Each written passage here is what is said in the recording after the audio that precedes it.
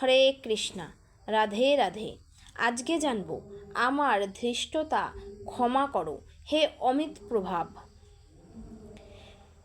পিতা যেমন পুত্রের কাছে পূজনীয়, তেমনি শ্রীকৃষ্ণ আমাদের সকলের কাছে পূজনীয়।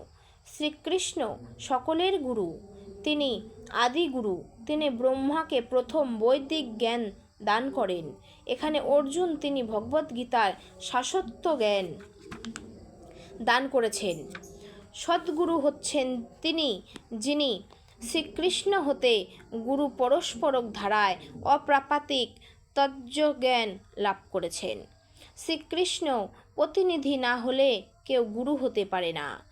অর্জুন ভগবানকে সর্বত্রভাবে প্রণাম করেছেন। শ্রীকৃষ্ণ হচ্ছেন পরম পুরুষ।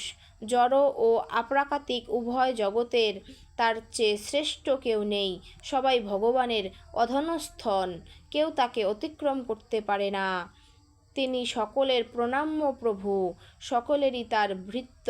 শ্রীচৈতন্য চরিত্রাময়ে বলা হয়েছে, একলে ঈশ্বর কৃষ্ণ আর সবে ভৃত্য, কেউ তার আদেশ অমান্য করতে পারে না। শ্রীকৃষ্ণের নির্দেশ অনুসারে জীবন স্থাপন করাই শ্রেষ্ঠ জীবন। তাই শ্রীকৃষ্ণের নির্দেশ পালন করলে আমাদের জীবন সার্থক হবে।